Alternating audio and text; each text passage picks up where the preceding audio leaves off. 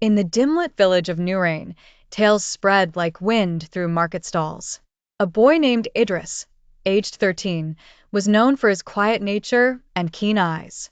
One day, while helping his uncle in the spice shop, Idris overheard two men whispering near the well about cheating the townspeople. Troubled, Idris returned home. His heart was a storm. "Should I tell someone?" he asked his mother. She replied gently. The Prophet, peace be upon him, said, "The best of struggles is to speak the truth before a tyrant." But they were adults, merchants, powerful. He was just a boy. Idris began to observe the market. His suspicions grew. The crooked scales, the sudden wealth of some traders, and the shortage of goods for the poor. It all made sense. He began to write everything he saw in a small leather notebook. Dates, names, discrepancies, all noted meticulously. Idris visited the local imam, Sheikh Harun. "If I speak up, they might turn against me." "Truth is a sword, Idris," said the imam, "but wield it with wisdom and Allah's help. Falsehood fades when faced with courage." He told Idris the story of Prophet Musa, a.s., speaking truth to Pharaoh. Idris befriended a delivery boy named Faris, who worked for one of the corrupt traders. "Why do you always look worried, Idris?" "I hear lies in the market." Faris lowered his voice. "I see them too. But what can we do?"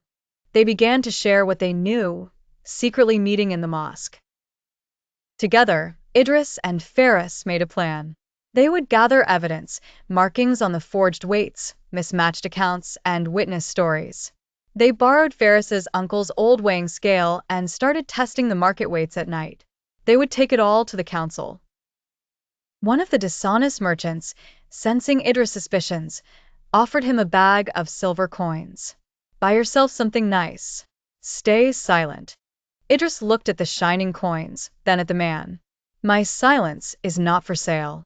He returned the pouch without a word. Fear began to eat at Faris. "They'll hurt us if we speak. Maybe we stop." Idris responded, "Falsehood thrives in silence. You can step back. I must go on." Faris nodded, torn, but admiring his friend's resolve. Late at night, Idris placed copies of his notes and drawings in sealed envelopes and left them at the doors of the council members. Inside was written, "Truth has come, and falsehood has vanished." Quran 17 hours 81 minutes. He did not sign his name. The next day, murmurs filled the air. Councilmen inspected weights, shops were shut down, and inquiries began. Some merchants panicked. Others feigned ignorance. Idris watched silently as whispers turned to outrage. The crooked merchants gathered, furious. They suspected Idris. They stormed into his home, shouting, "Who gave you the right?" Idris stood firm. "Allah gave me the truth, and He commands me to stand for it."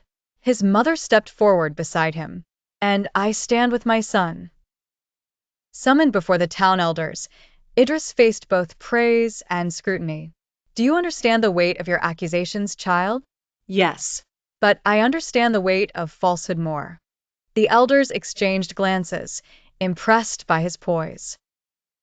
Faris arrived, breathless. "It was all true. I saw it. I helped deliver fake goods." He opened a pouch and spilled out forged weights. The council nodded gravely. A public trial was held.